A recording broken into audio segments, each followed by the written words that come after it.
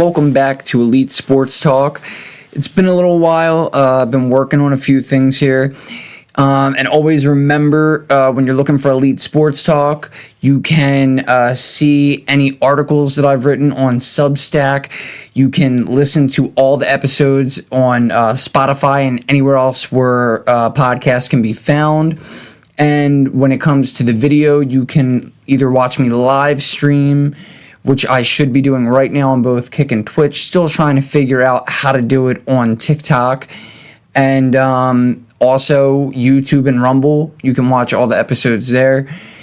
But yeah, so even though, the main sports that I tend to follow here on Elite Sports Talk are not in play right now, with the NBA and the NHL both finishing up, obviously congratulations to both the Carolina Hurricanes and as well to the New York Knicks, who have not seen a championship banner fall for them in 53 years.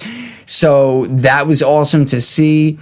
And sticking with basketball, actually, we're going to get right into NBA first.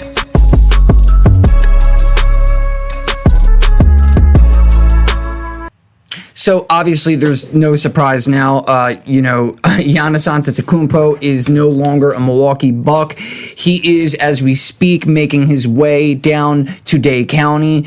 And, we're going to see something a little different, something that we haven't seen to this degree, with two big men being, on the starting team here for the Miami Heat with Bam Adebayo and Giannis. Giannis also gets to bring a familiar face to a new place in Bobby Portis. And, as of right now, the way that the depth chart sits, it's not going to stay this way for obvious reasons. Davion Mitchell, Norman Powell, and Andrew Wiggins are also all there as of right now. But more than likely, Norman Powell will probably find his way, maybe somewhere west, somewhere north, certainly, because the salary cap, I don't think that's going to be any way sustainable for them to keep everybody here. Andrew Wiggins may even find his way out. And obviously, did not mention Tyler Hero because he is no longer on Miami. He is now Milwaukee Buck. And he also brought Jaime Jaquez Jr. and Khalil Ware, who honestly, I thought he was eventually going to replace Bam here in Miami, but, they had just drafted him a year ago. And he is a very, very talented player. So Milwaukee, I don't know that their roster is going to stay put as is right now either. But if it were to, they could be a team to compete in the East. They didn't miss the playoffs by too much. I believe that they were maybe 8 games back, 10 games back, something like that. So, I would say, it's probably not a great day in Milwaukee right now, but I think that we need to be optimistic in Milwaukee. The roster, like I said, is not going to be finalized as of right now. Same with Miami, but for both parties, I think they both have something to look up towards in the near future. More so Miami right away than Milwaukee. So another thing that I wanted to talk about was the Dallas Mavericks just got a brand new head coach in Dusty May. And if you don't really watch college basketball, but you just kind of, tune in a little to March Madness, that name may sound familiar to you. And it's because he just won a national championship with Michigan. So Dallas Maverick fans, I don't know how you feel about bringing on the winner of the national championship as your new head coach. Certainly, there's going to be a lot of a difference going from recruiting kids in college. And, with the transfer portal and everything that college has to offer, let alone the fact that you're playing about half of the amount of games in college that you would now be coaching for in the NBA. But right now, as their roster stands, with Dusty May being the new head coach, I mean, he goes from college kids, coaching college kids, to coaching arguably one of the greatest college kid that we've seen in recent memory in Cooper Flagg. So that's kind of what he traded in, college kids for greatest college kid. Kyrie Irving, when he gets back from injury, assuming that he will still be there for the start of the season. Derek Lively, Daniel Gafford, as of right now, Chris Middleton, although I believe he is a free agent. Klay Thompson. They have a decent amount of talent on this roster. Even when you go third on the depth chart here, you got guys like Marvin Bagley III, who's a pretty decent player. Caleb Martin, who I believe is the Martin that came from Miami. He's of a starting caliber. RJ Nembhard Jr., Najee Marshall. So again, they have a lot of talent. It's just whether or not in 1 year they'll be able to really elevate themselves, because this Western Conference is fully loaded, man. I mean, we just seen the Spurs in the championship round. Obviously OKC won last year. Denver, I mean, in their own division alone, just with the Spurs and Houston. But you also got the Lakers, you got Minnesota. So I don't know that 1 year with a new head coach in Dusty May, who, albeit did just win a national championship, it's a different landscape going from college to the NBA. Another thing that just happened.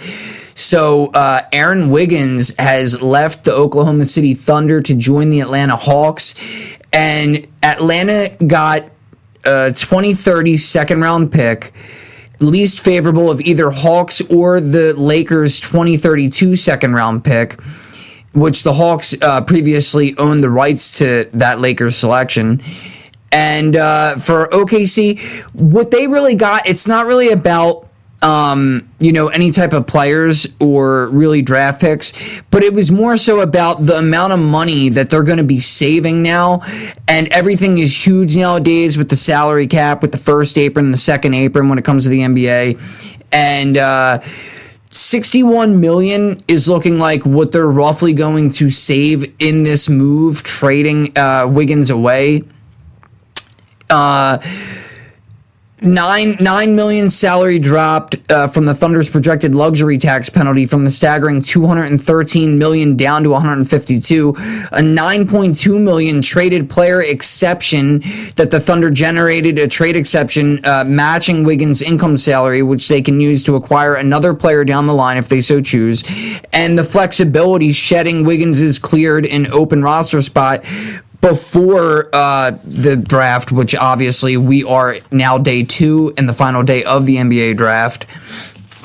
And when you look at the Hawks roster, so recently I was talking about Atlanta in the playoffs, and for the life of me, I couldn't think of their whole roster. But they have a lot of talent on this team, man. And the Hawks, like I said before, and if you watch the playoffs in the first round, they beat the Knicks in 2 games. They were the only team that beat the Knicks twice in the entire playoffs. And we've seen how great the Knicks were. So I believe that means really good things for Atlanta, which is also why they locked down their head coach for a couple more years. What a big deal. But when you look at the roster, they got CJ McCollum, who's still at this age, still a very effective point guard in the NBA. Nickeil Alexander-Walker, Jalen Johnson, who damn near averaged a triple-double last year, and really just was one of the biggest reasons that I feel that they were okay with moving on from players like Trae Young and Kristaps Porzingis. They have Onyeka Okongwu. They got Gabe Vincent, who I believe I don't know if he won, but I remember he was on the Miami Heat, I believe, when they went to the finals, when they lost to my Denver Nuggets. They also have Aaron Wiggins, Corey Kispert, who's been a very decent player. He, believe, was in Washington prior to Atlanta. Jonathan Kuminga, who looked very good, actually. He looked like a starting caliber forward. If Atlanta continues, I don't know if they're going to keep him or not or move on from him, but he did very well for them. And even at times, I remember seeing him do well with Golden State prior to everything that happened there. But yeah, they have, the first round draft pick that they got 3 years ago, I believe, and I'm gonna mispronounce his name, but Zachary Rosacher. So yeah, they have a lot of talent on this roster, and let's see what else we got here. So also another thing we're looking at is what I'm looking at mainly, the Denver Nuggets with their offseason. What they're going to do, they traded out of the first round yesterday. They actually gave their draft pick to the Spurs, and they got Reed Jr. out of, I want to say UConn. So now they have 2 second-round picks today, which is good. Hopefully they get a big man so that we can finally, close the gap on other teams when Jokic is off the court. We need a big man to give some hard-fought minutes here. I don't know if they want to continue with putting Aaron Gordon as the backup center, giving him more minutes, and with all the injury woes he's had in the last couple of seasons, that's kind of prevented Denver from going any further in the postseason. That's not really sustainable at this point. And, with the news about anyone and everyone on the Nuggets outside of Jokic could possibly be tradable. So we don't know if Aaron Gordon's even going to be there come next season. So they need to get a big man. And I think also bringing in another guard. I don't know if you guys seen it or not. And as of right now, it's just whispers, just chatter. The Nuggets would have to do a lot to try to get this. But apparently one of the top teams that are looking for Jaylen Brown is the Denver Nuggets. So if that were to even, be close to something that Boston would entertain, I'm assuming the Nuggets would have to shed Jamal Murray and his salary.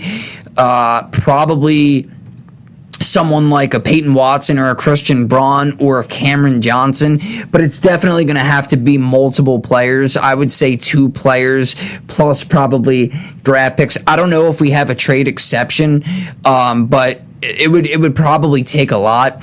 But also in terms of free agents, not even talking about trades or the draft, but it looks like someone that Denver could go after, although not until the 30th of June. I read why. I forget exactly what the reason, but I think that's exactly when he would become an unrestricted free agent, I guess. But Nikola Jokic could possibly try to talk Denver into going out and getting his Serbian brother in Bogdan Bogdanovic. They share a deep brotherly friendship built on mutual respect, intense on-court chemistry. Like I said, they've been playing together for a very long time for Team Serbia. So if you watch the FIBA tournament, which will be coming up in the next month and a half or so, I don't believe the actual elimination round and starts until like August at some point, mid to late August, I believe. But yeah, if you watch, that, like I said, they have a deep connection, a deep friendship and chemistry on the court, which would be huge. And that would also help. Bogdanovic, you could kind of put as a 2 or a 3, but if we get rid of Jamal Murray and we don't get somebody like a Jaylen Brown, I don't know that they would say, Bogdan, sign him and you want to play point. I don't know how that would work out, but I think he could if he needed to, because I believe that that's what he came in the league as, a point guard. But yeah, so let's see what else we got here. So this one is also really cool. So this is a crazy thing, man. So talking about the Nuggets, and like I said, they won the championship back in, 23. One of the players they had at that point in time was KCP, Kentavious Caldwell-Pope, and he just robbed the bank in Memphis. He robbed the Memphis Grizzlies. He opted in for a $21.6 million salary with his player option, and that's obviously a huge market mismatch because not only has he been riddled with injuries over the past couple of seasons here, last year he played 51 games and he averaged just 8.5 points, 2.5 rebounds, and just under 3 assists in about 21 minutes per game. He's 33 years old. Opting in for him provides 100% guaranteed safety, regardless of all these injury woes and stuff. Kind of leaves Memphis on the hook so that maybe they may not be able to build more onto the roster that they probably, they want to get out of, I would say, NBA purgatory. They were 13th in the Western Conference last year. And you don't really know right now what's going on with Ja Morant. He was only limited to 20 games due to an elbow injury. He's been in the news a couple of times over the past couple of years. But I don't know that he wants to stick around and be in Memphis. And the level of play that he once was as an all-star, superstar caliber guy, we haven't seen that out of him largely because of injuries, but we haven't seen that in a while. So for KCP, it wasn't really about him being with a great team, contending team. He already has 2 NBA championships, one with Denver, and the first one, I believe, was the year that they were in the bubble with the Lakers. So for him, it was more so about securing more than double of what any other team probably would have paid him at this point in his career. So, I applaud KCP for that. That was a very great decision, very intelligent, veteran-savvy move by him. And when you look at their roster, like I was just saying, we don't really know right now what's going to stick and what's not. But they do have talent on the roster. Like I just said, Ja Morant, man, he was once a superstar. He was once known as one of the better point guards, probably top 5 in the league when he came in within those first couple of years, certainly. Now they just got Cameron Boozer, the son of Carlos Boozer, and he looks like he's going to be a starter right away. He was, I would say, honestly, not even watching a lot of college basketball, but seeing what he did in the games that I did watch, I think he might be, even though drafted 3rd overall, I think there's a fair argument that he could be the best, the most talented rookie coming out of college right now. They also have Zach Edey, who also spent a lot of time injured last year. But he is a heck of a player, once a Purdue Boilermaker. They also have other guys like Santi Aldama, Ty Jerome, Scottie Pippen Jr., Gigi Jackson, and like I said, KCP. Even though he's older, if he's healthy, I mean, he's still a great wing defender. And Walt Clayton Jr., who I haven't heard his name in a long time, but from what I remember, he seemed like somebody that could have been something when he came into the league. And then before I get on to the ice with hockey, I just wanted to also mention a couple of things that have also been talked about. Obviously, NBA draft started last night, and the first overall pick we know now was AJ DeBonsa, and it was going back and forth between him and Darren Peterson. Darren Peterson, we'll get to in a second here.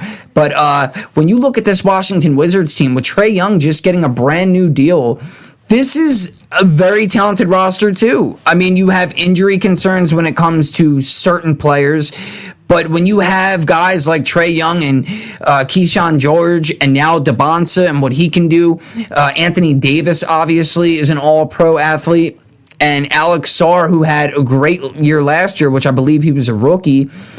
You also got guys coming off the bench like Bub Carrington. D'Angelo Russell, as of right now, is still a part of this this roster as well. Trey Johnson, Bilal Coulibaly, Justin Champagnie, Tristan Vujicic.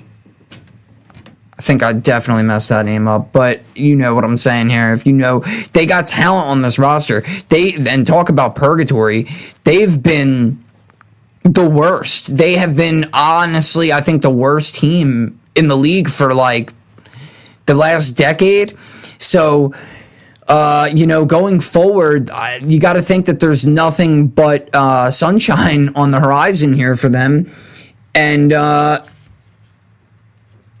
eventually every team turns that corner and gets to the point where they improve. I don't know that it'll be right away. They're going to need some time.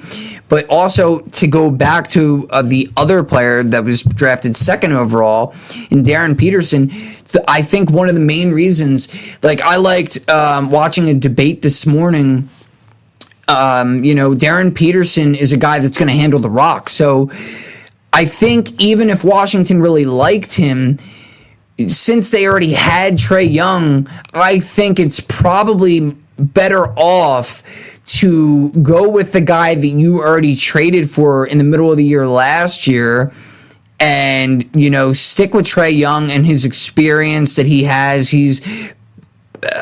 I think he's averaged 28 and 9 or something like that for the past couple of years. He's led the league in assists, especially out of the point guard position over the past 3 or 4 years combined, I believe it is. But when you look at the Utah Jazz and who they have, man, they were suffering for a long time, pretty much ever since Mitchell, went to Cleveland. But they got Keontae George, really, really good up-and-coming point guard. Now they have Darren Peterson, Lauri Markkanen, Jaren Jackson Jr., who came over, who I thought would never leave Memphis, and Walker Kessler. They also have Ace Bailey, Isaiah Kyer, Bryce Sensabaugh, Kyle Filipowski, Yusuf Nurkic, rather.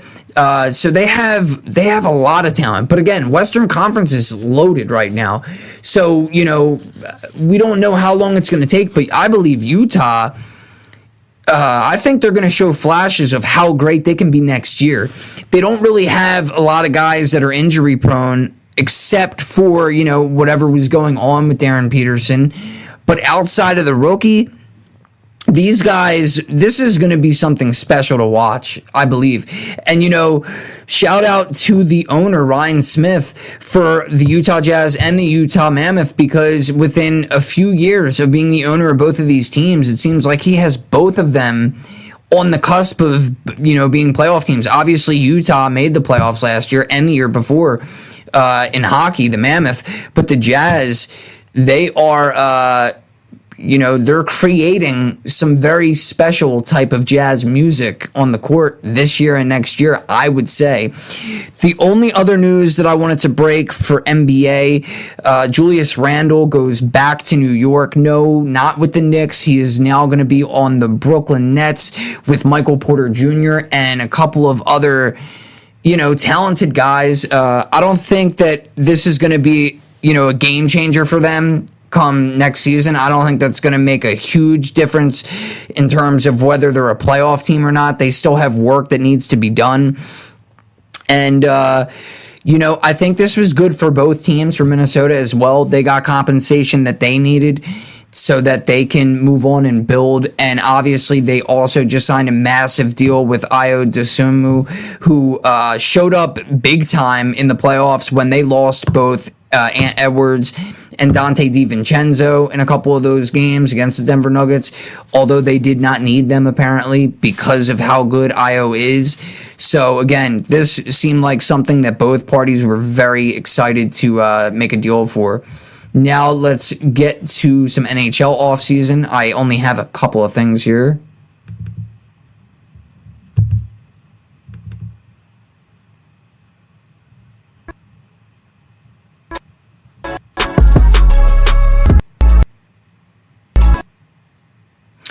So, as you just seen, the Florida Panthers, man, they have one down year after going back-to-back Stanley Cup winners. They got one down year, and you're thinking, maybe they're going to kind of fizzle out a little here. And no, that is not at all what's going to happen. What they just did was massive. Okay, they just went and traded for Matthew Tkachuk's brother, Brady Tkachuk, took him out of Ottawa. And you look at this roster, and I mean, it's oozing talent everywhere. All these guys are. It's like I think every player on their team is like an all-pro hockey guy. I mean, they're all incredible. They're all all-stars. Brady, and when I'm looking right now at a projected lines chart, right? So if this happens to be correct, they have for the first line, which is Verhaeghe, Alexander Barkov, and Sam Reinhart. Then they have Sam Bennett, Matthew Tkachuk, and Brady Tkachuk all in the same line. I mean, that's insane. How is that fair? Then they got Brad Marchand, Lundell, Luostarinen. I mean, come on. And I thought that Bobrovsky was going to be somebody that they were going to possibly trade this offseason, which that's still yet to be seen. Teams like Carolina, I think, is trying to go after him, or at least should if they are not. But if this stays the way that it is, this is going to be insanely difficult, really, for anybody on any given night to be able to beat Florida, unless they have another season with a lot of injuries again. But yeah, and for the Tkachuk family, that was a great day, because not only did Brady Tkachuk get traded to Florida with his brother, but his father also got announced that he is going to the Hockey Hall of Fame. So congratulations to them. And, good luck to anybody else in the league this year, especially in the Eastern Conference. And another team in the Eastern Conference who does not have the services of him anymore. I'm talking about Alex Ovechkin.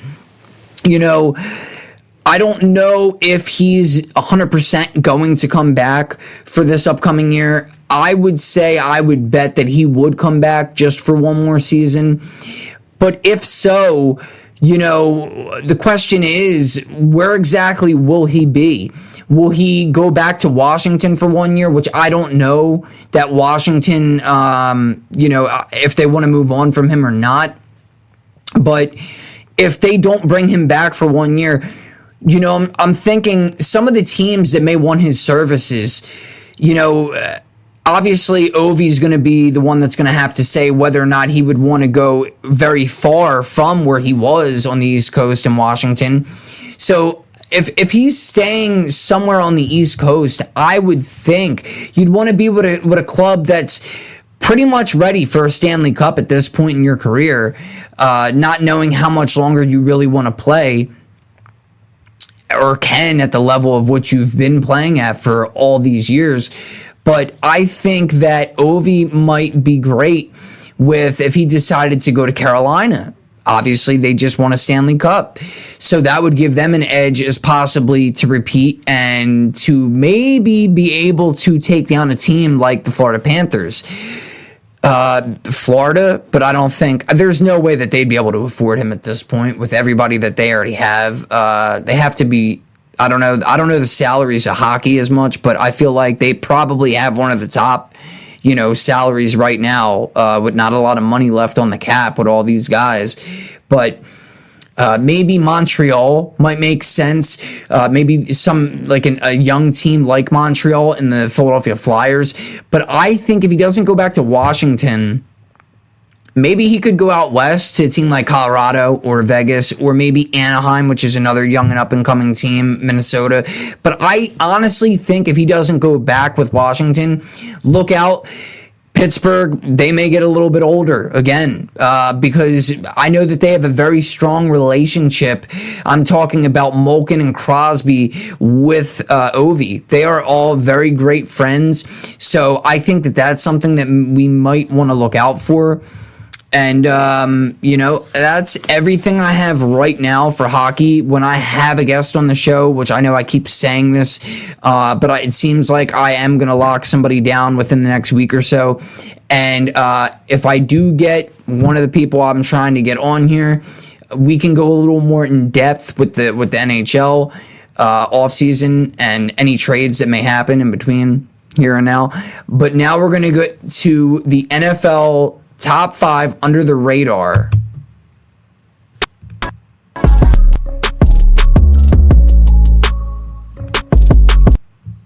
So now this is something that was crafted by me. Obviously, everything is me. I'm a one-man show. So I wanted to look at top 5 teams that could be under the radar going into this season. Now, what this means, I'm not saying that necessarily they finished with a terrible record last year, although some of them definitely did. But, you've seen number 5, right, is the Minnesota Vikings. So the reason why I want to say they're underrated is because you go back 2 seasons ago and they finished with a 14-3 record. Obviously, that was their best finish in franchise history. And I don't know that would ever be repeated. But coming off of that year, obviously not a great year. And I told people, I was telling anybody that would listen that is a Minnesota fan, because everybody was very hyped coming off of that 14-3 year, not acknowledging the fact that they were going from Sam Darnold, who was once, deemed as not that good of a quarterback, but we've seen how great he can be, not only with Minnesota, but then how he was this past year with Seattle and won the Super Bowl. And last year you went with basically a red-shirted rookie in J.J. McCarthy, who, they had a lot of, they really thought he was going to be great right away, kind of like Caleb Williams looked, and Jaden Daniels and Bo Nix, and I'll even give you Drake May as a rookie, who was pretty good. But, McCarthy, he played, like I've said this many times, coming from Michigan, they did a lot of ground and pound. He didn't really have to do a whole lot while he was there. So to think that he was going to come out of the gate and be this amazing quarterback, I think that was just expecting a little bit too much. Now, I do think he is talented, and I think that he will grow into, I don't know that he'll be as good as the rest of that class that I mentioned in Drake May and Caleb Williams, Jaden Daniels, and Bo Nix. He may always be known as the worst of those guys, but I still believe that he will be pretty good, when he grows his NFL game and maturity, and, certainly with a guy like Justin Jefferson, I think that could happen. But going into this year, I think that they are looking like an underrated team because, JJ didn't play great, and now it doesn't even look like he'll be the starting quarterback. They went out and picked up a 29-year-old Kyler Murray, which not a lot of people also have really loved Kyler Murray throughout the course of his tenure with the Arizona Cardinals. I have always found myself defending and advocating for him when he was with the Cardinals. But now I know that, it won't be as much of an issue because this roster that they have around him in Minnesota is oozing with talent. Not to say that the Cardinals didn't have a lot of talent around him, because Trey McBride, who I believe is the best tight end in the league for the past 2 seasons now, Marvin Harrison Jr., at times it didn't look like he was showing his true potential, but I think he will be better in the next season or two and really start to elevate to his play. Not saying he'll be as good as his father was, but you never know. Who knows? Michael Wilson, his emergence last year was something crazy we didn't think we would see. They had, James Conner until he got hurt. They had talent around Kyler. The biggest difference going into this year for Kyler Murray is going to be the fact that not only does he have a Hall of Fame wide receiver in Justin Jefferson, Jordan Addison is a very, very good complementary, piece to that tandem there. TJ Hawkinson, which now this will be a year and a half removed from the injury that he suffered when he was a Detroit Lion. So hopefully, he will also be great, because again, we've seen the chemistry at times that McBride and Kyler had. So maybe Hawkinson is just another thing that you should be very excited about, a year later after he should be fully healthy now. But also the biggest thing really isn't even any of that. It's that Kyler Murray is going to have the best blocking he's ever had. He's going to have a Pro Bowl right tackle in Brian O'Neill, one of the better left tackles in Christian Darrisaw, an underrated right guard in Will Fries, who used to be with the Indianapolis Colts, a young developing left guard in Donovan Jackson. And when you put both of those elements, plus factor in that Kevin O'Connell, who's obviously, highly regarded as one of the best offensive minds in the sport of football, that to me defines a possible recipe for success. And, it's going to be very tough for them to win the division. Detroit shockingly didn't make the playoffs last year. The Bears, we've seen how great they were. They were this close to getting to a Super Bowl. And the Green Bay Packers, who are always going to be number 1, number 2, number 3, but it seems like they're constantly, since Jordan Love has taken over, is going to be a playoff team. So again, it'll be tough. And I mean, eventually we're going to get to the point. We're going to get to the point with the new rules. And I keep saying the new rules because I've been watching the NFL my entire life, and most, up until 3 years ago, there was only 6 teams from each conference that made it in, 2 wild cards. Now there's 3, meaning that eventually a team could have 4 teams get in, a division could have 4 teams get into the playoffs. And, I don't know, maybe the NFC North is the cream of the crop when you think about the possibility of that potentially happening, certainly for this year. And when you look down their roster, I mean, they also added Juwan Jennings from San Fran, so now they have a 3-receiver system here, like a true, very good 3 receivers for Kyler, along with Aaron Jones, who's getting a little older. They have Jordan Mason, who's also shown some flashes. Those are his running backs. Like I mentioned already, they got Hawkinson, they got Josh Oliver at tight end. We talked about the offensive line. Defensively, they lost some guys over the past couple of years, but I have no fear when it comes to a Brian Flores defense that they will not be good. They always are one of the better, rush defenses. He really attacks the quarterback. They get a lot of sacks. They got Eric Wilson, linebacker. They got Ivan Pierce Jr., Blake Cashman, Andrew Van Ginkel, who was great last year, by the way, James Pierre, who came over from Pittsburgh, Joshua Metellus, who's one of the up-and-coming best safeties, he can play either safety position, nickelback, they could put him at linebacker, they could put him on the edge, he could do anything and everything. He's the most versatile player they have now. Obviously, they lost Harrison. Harrison retired, their old safety that was there for a very long time, a great safety. They have Isaiah Rodgers, who we've seen had a lot of turnovers last year, and I believe there was 2 defensive touchdowns in one game last year from him. He came over from the Eagles last year. Then they have Byron Murphy Jr., their other corner, or rather I think they have him at nickelback at the moment. But, so, I mean, like I said, you got a lot to look at, Minnesota Vikings fans, and be a lot to be happy about going into this upcoming season. So that's why I have them at number 5, because really I believe they're the best of these 5 teams that I'm going to talk about. Brings me now to number 4.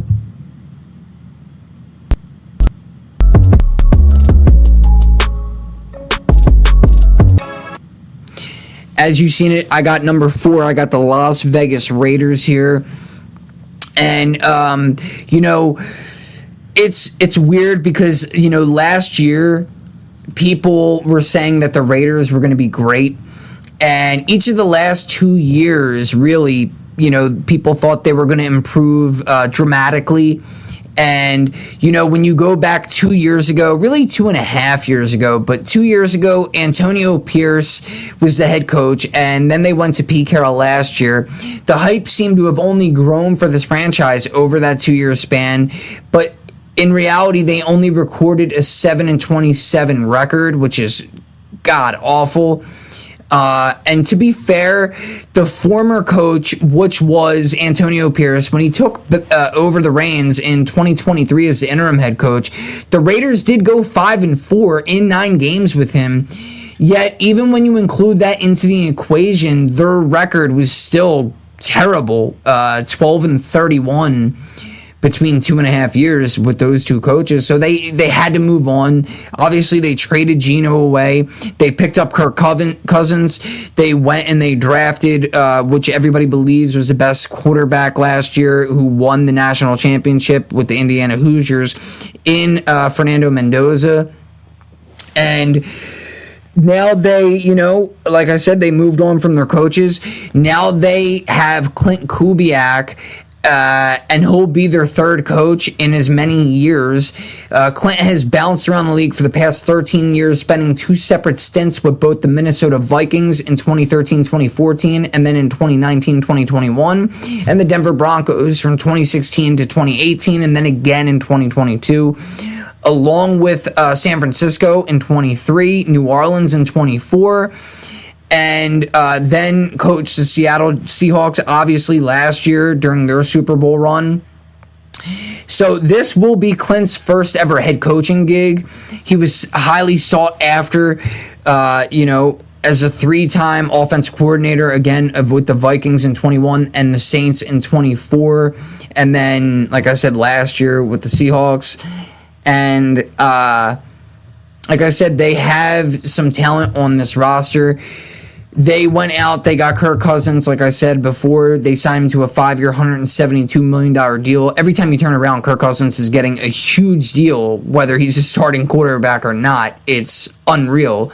And it's very smart from Kirk Cousins. I'm assuming he's going to stick around way later in the league than he needs to, because he'll, even though he can't be a starter probably for a lot of teams anymore, he can at least be known as probably the best backup quarterback in the league for years to go into the future here. But this will give Mendoza time to develop behind a better than average quarterback. The strength of the Raiders offense, in my opinion, is really just going to be coming from 2 players, from Brock Bowers, who, like I just mentioned, from the number 5 team, when I was talking about the Cardinals, though, and I said that Trey McBride, I believe, has been the best tight end in the league the past 2 years. Well, Brock Bowers, I would put as a close second behind him. And we've seen the numbers that he put up in both of his first 2 years. I believe he broke a franchise record for the Raiders in his first year with the most receptions that a tight end or that any player, I think, has ever had for them. And then Ashton Genty, the running back, who last year did not get a whole lot of running room. This year, with the revamped offensive line, hopefully that will not be an issue, because I got to tell you something. I've been a Boise Broncos fan my whole life too, and I watched him play in Boise. And I'm not exaggerating when I say specifically his senior year, he was the best running back in the nation. And I would probably even say he was a top 3 to top 5 running back in the nation in his junior year as well. So, even though I'm a Broncos fan, the Raiders are a direct rival. I do hope great things for Ashton Genty. And right now in the NFL, even though he didn't have a great year last year, I would say he's still a top 10, top 15, probably 12 to 15 running back. But lastly here, like I said, they brought in Clint. Their new offensive coordinator, Andrew Janocko. Defensive coordinator is Rob Leonard. And when you run down the defense, Adam Butler, Benito Jones, who they just got from Miami, is a decent guy they added in the mix here. Kwity Paye, who came from the Indianapolis Colts, he is a pretty talented linebacker. Quay Walker, Nakobe Dean, that's really the beef of the offseason, that, of the guys that they brought in here, which is going to be great to put them, to pair them rather with Max Crosby. Nakobe Dean and Quay Walker both played together as Georgia Bulldogs. So they will it'll be like nothing once they get back on the field to have them, as it looks like Quay will be the weak side linebacker and Nakobe Dean middle linebacker.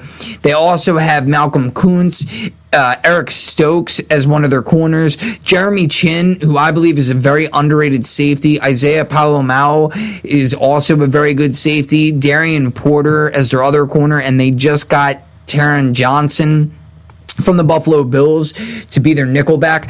When you look at the offense, though, to get back to the offense for a minute here before we go back to the defense, they don't really have a lot of talent out of the receiving core. Jack Beck and Dante Thornton Jr. Dante Thornton Jr. was actually thought to be the better of the two, although they ended up starting Jack Beck over Thornton. They were both rookies last year, and they left a lot to be desired here. But maybe with the offensive line being a little bit better now, maybe with them bringing in a veteran like Jalen Naylor, who I do not believe will be a starter unless it's out of the slot. At least that's how they have him right now on the depth chart. But Trey Tucker is kind of their number one guy. But Trey Tucker, in his own right, is a veteran as well. So maybe that will help these young up-and-comers with Thornton and Beck here. And then bringing in Linderbaum is really the most important part of their entire offseason and getting Max Crosby back. But Tyler Linderbaum coming over from Baltimore should definitely help this offensive line in pass blocking and run blocking. But back when we talk about the defense here, Vegas maximizing their defense, like I said, bringing in all these other linebackers to support him so that really Max can be kind of like a Micah Parsons at this point, where he can just nonstop be the Energizer Bunny that's just going to rush the quarterback. And that's exactly what you want, especially not only being in the AFC, but being in that exact division with quarterbacks like Bo Nix and, I was going to say Rivers, Bo Nix and, Mahomes out of Kansas City, and then the Chargers guy, which his name right now is out of my mind. I keep wanting to say Rivers here.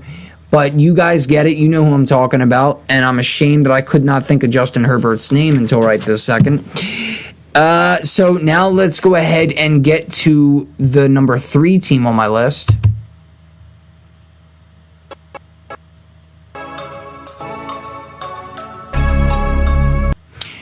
So, I mean, hey, when you look at the Browns, the first thing that you think of is, well, obviously, walking, talking Hall of Famer.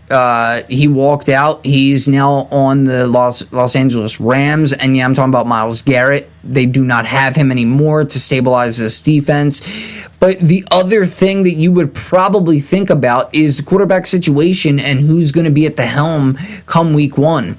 So right now, they're going, into camp, and, both Shedeur Sanders and Deshaun Watson are going to be duking it out here. They also have, Gabriel as well, but I don't expect Dylan Gabriel. I don't even know if he's going to be there, to be honest with you, come week 1, but I certainly don't believe that he will be the starter over the likes of Shedeur or Deshaun Watson. Deshaun Watson, I mean, I get it. A lot of people are going to sit here and say, well, the only reason, the reality of why he's here still in a Browns uniform is for the fact of how much money he got paid. And hey, you know what? You might be right. That's probably, a decent way to think of it. But, I also want to remind people that prior to all the injuries and the bad play and the off-the-field stuff that we all remember that I'm not going to get into, you go back and look how he started his career off, and from 2018 to 2020, he was kind of a superstar quarterback. He was kind of taking over the league. I mean, those 3 seasons combined when he was with Houston, he threw for 85 touchdowns, only 28 interceptions, while throwing for a total of 12,840 yards. That makes an average of 4,280 yards on 28 and a third touchdowns and 9 and a third interceptions per year. And those guys those numbers came from a guy at that time that was between his 2nd and 4th seasons in the league. So I don't think that we should count him out. I think that we should give him another chance. He's there. I mean, you might as well just give him a chance, Browns fans, and see what happens. I do like Shedeur, but if Deshaun could be, if he can even get back to like 30, no, I don't want to say 30, but if he could get back to like 50% of what he was, I think that may be better than a second-year Shedeur Sanders for you right now. And one thing about this Browns team that they hadn't had really up until this point was great weapons out of the receiving room, and now Jerry Jeudy is going to be their vet. Hopefully he will get back to how he played 2 seasons ago, because he was great. He was good with the Broncos as well, but last year he kind of had back of a down year again. But again, I get it. 2 rookie quarterbacks, trying to get the chemistry, the timing, the rapport with a Jerry Jeudy. And he was kind of their only guy. They do have Cedric Tillman, who showed up in big ways at times last year. They brought in Tylan Wallace from Baltimore, who was a sound receiver for Lamar. He didn't really give them a ton of production, but when they called on him, he was ready to get the job done, get a first down, do whatever he had to do to help out. But they have another young guy in Isaiah Bond, who I thought was actually going to get a lot more reps than he did last season. And then they just drafted not 1 but 2 rookie receivers that were both at the top of the draft board. I'm talking about Denzel Boston and Casey Concepcion. And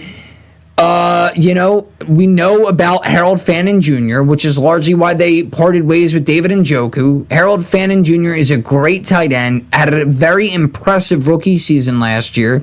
Same thing with both of their running backs, that 1-2 punch in Quinshon Judkins and Dylan Sampson, who were both rookies as well last year.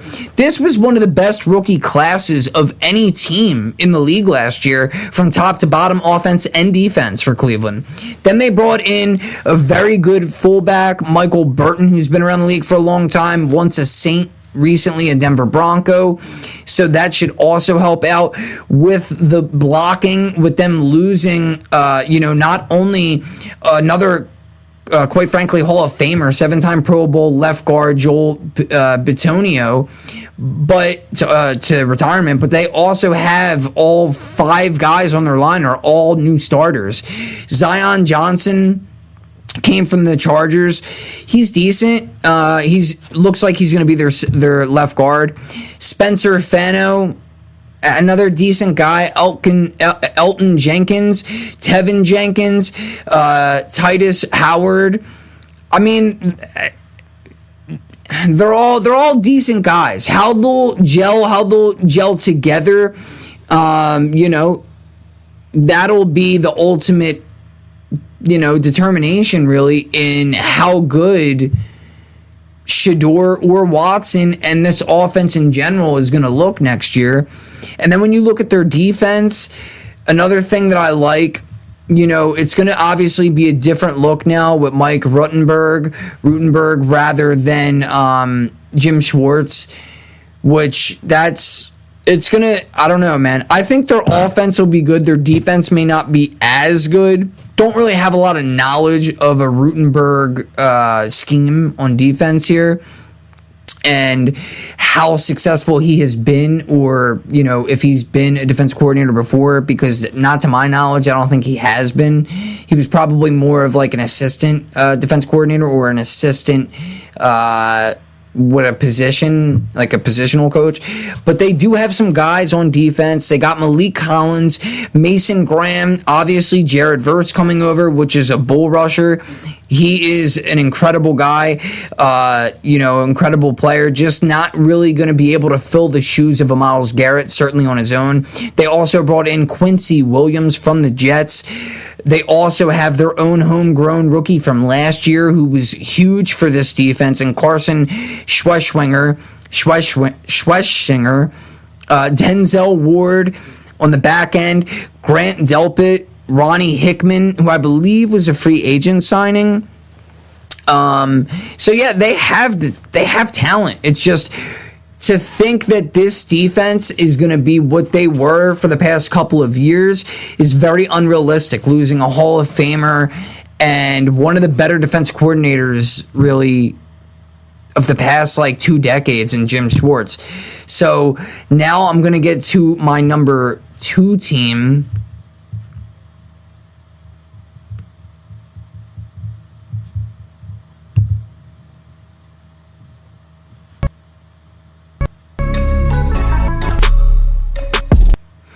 So you've seen it there. Let's call the Tennessee Titans the transitional Titans.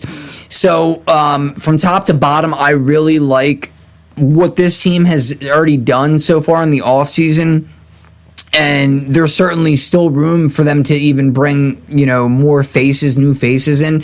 But bringing in Brian Daboll as their offense coordinator, that's going to go down as one of the best moves, I think, of the offseason for any team.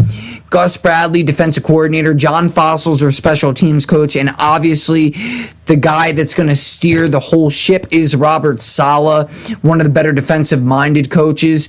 So I'm looking at, last year, a raw Cam Ward, a rookie, and Cam Ward is their quarterback. And really not having a whole lot of help from his offensive line. He kind of had to keep plays alive with his own versatility with running. And he's kind of that guy that, like a Josh Allen, that tries to play hero ball. So now I feel as though he may not have to do that, to the same level that he played last year, because they brought in some offensive linemen.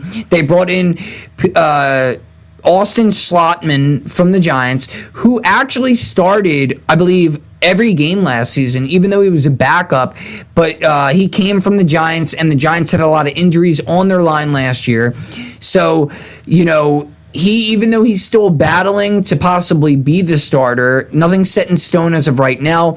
But I think him, with the experience in a Brian Daboll system, I think he will probably wind up being a starter. J.C. Latham once was a first-round pick in 2024. They have Dan Moore Jr., who I think may have gotten a little overpaid when he came from Pittsburgh a year or two ago. But he's also somebody that could help stabilize this line. Peter Skoronski, the left guard, he is a pretty good guard as well. The right guard position, Cordell Volson, don't know a whole lot about him, but I think that this offensive line, combined with the fact that the Giants also, with Brian Daboll being there now, also seen Wan'Dale Robinson and thought, what, I want to bring him with me down to Tennessee. Wan'Dale had a great year last year, over 90-something catches. I believe he only had 4 touchdowns, but he had over 1,000 yards. They have Calvin Ridley, who hopefully can get back to the player that he once was, which is a very, very talented wide receiver. And then they also just drafted Cornell Tate, who is one of the best receivers that was in the draft that came out of college. He was, I think, the first or the second overall projected wide receiver. So, again, they're going to have a lot of talent. They have Tajay Spears and Tony Pollard out of the backfield. And Gunnar Helm, who already has started to build somewhat of a good rapport with Cam Ward. So, again, I really like the Titans this year, and that division, I feel like nothing ever stays the same. Houston, the past couple of years, has been very good, but even they have been up and down at times, and it looked like, they were going to wind up third in the division. It looked like Indy was going to run away with the AFC South last year up until Daniel Jones got hurt. So, now the Tennessee Titans, they're looking at a difficult division that they're going to have to navigate through. But, re-signing Jeffrey Simmons, the staple of this team, their captain, and really their everything on defense. They also brought in John Franklin Myers from the Denver Broncos to help out on the edge. They also brought in Jermaine Johnson, who I don't think has played up to how good he really can be when he was with the Jets, but I think that better days are on the horizon for him as well. Solomon Thomas, a savvy vet that came from the Dallas Cowboys. They also have Anthony Hill at middle linebacker, Cody Barton. They have guys like Alante Taylor at corner, Amani Hooker, Cordell Float, who also came over from the Giants, who didn't play a whole lot, but he is a decent talent, and I think that they can certainly build on that. They also have Tony Adams, who's a very good safety, as their backup to Amani Hooker. He came over from the Jets. I'm talking about Tony Adams. And yeah, so I mean, I really like the Titans. That's why I have them at number 2. I think with the playmaking and pocket presence, the play action efficiency, and the everything else really that comes with Cam Ward and his gameplay, all those are his strengths really. And like I said, the weakness is playing hero ball mentality. He may not have to do that because, like I said, the upgrades that they have now on their offensive line, the turnovers, he's going to have to cut the turnovers out and the high-risk reward plays. Accuracy, consistency was a bit of an issue for him. But again, with everything that they have going for them, with all these new coaches they brought onto the staff, I think that this is going to be a great brand of football for the Tennessee Titans. And I think that there's even a possibility that they could be on the cusp next year, if everybody stays healthy, of possibly almost being a playoff team, if not making it into the dance.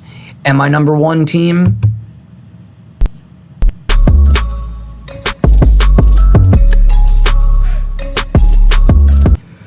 you've seen it, the New Orleans Saints. And man, I got to tell you, I am very excited to watch the New Orleans Saints this year. I got to be honest. I was saying that last year, 2 years ago, when the Eagles won the Super Bowl, I knew Kellen Moore was leaving. I knew he was going to go somewhere else. I figured he would be, if not a head coach, at least a coordinator for a very good team or something like that. He ended up with the Saints. That left them in a very bad place with their salary cap. Kellen Moore was not really able to. Him and the GM weren't really able to bring in a lot of pieces in the offseason because they had the most negative money in salary cap. This year, coming into the season, it's looking a little bit better. But really, when you go back to last year, like I said, I didn't think they were going to be worth anything. I didn't think they were going to be that good. They were 2 games from being tied in first place, which Atlanta, Carolina, and Tampa all ended the season with the same record at 8-9. They all tied for first place technically. But yeah, so 6-11 as the New Orleans Saints, that's not that bad. That's not that far off. And just like I said about the Tennessee Titans with the South, it seems like the AFC and the NFC South have been the bottom divisions of the NFL for for quite some time though. And right now, the Saints have so much talent on this roster. I think a little bit more probably on the defense than the offense, but no need to fear because when you have Kellen Moore, and you've seen last year, though he did not start the season, Tyler Shough ended up getting the starting job over Spencer Rattler, and, he really navigated this offense very well. And, he's a lot bigger. When you see him in person, Tyler Shough is a lot bigger than he looks, honestly. They had him standing with Drew Brees the other day, and boy, does he tower over Brees. I mean, Brees was a shorter quarterback anyhow, but seriously. And this team, like I said, they also got one of the better wide receivers in the draft with Jordan Tyson. Chris Olave, we know how talented he is. The question remains, will he stay healthy? Will he not have to go through a concussion protocol? He's had several of those.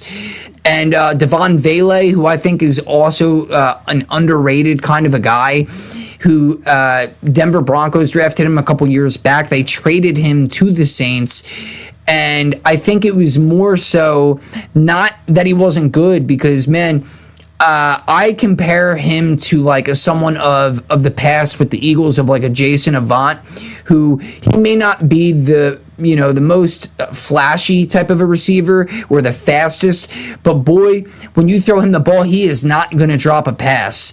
And he proved a little bit of that last year to the New Orleans Saints. And the reason why the Broncos traded him, though, was because of his age. I felt like they could get more out of draft compensation because he came into the league and he was already 25 years old, I believe.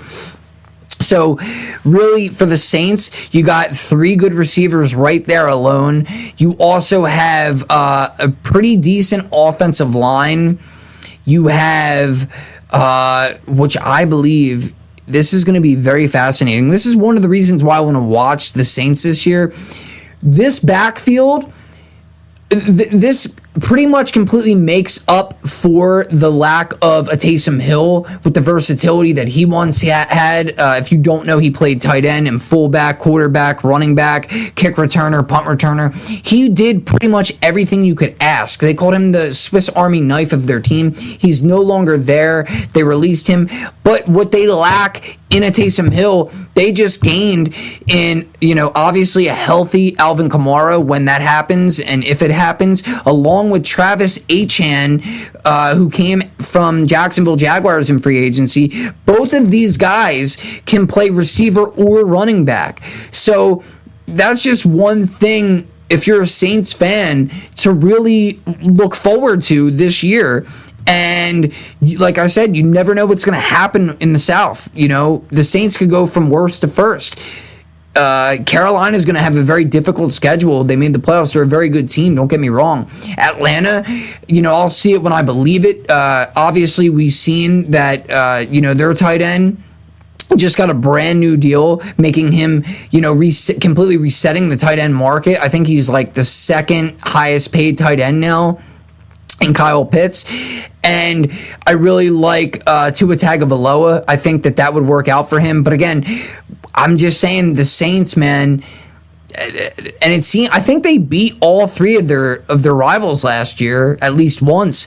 So, that's also something to keep in the back of our minds here. And their defense, they have Brandon Staley, who's been one of the better defensive coordinators for a while. It didn't work out for him so much when he was a head coach for the Chargers, but entering his second season as the Saints DC, he has some good pieces to build off of in this 3-4 scheme.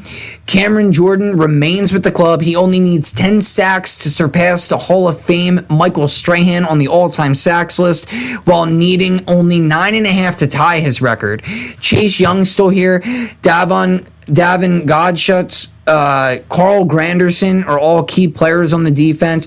The defense actually finished the season ranked 9th in net yards allowed per game, 4th in net passing yards allowed per game, 5th in forced fumbles, 6th in rushing yards allowed per play, just under 4 yards per carry, or per rush rather.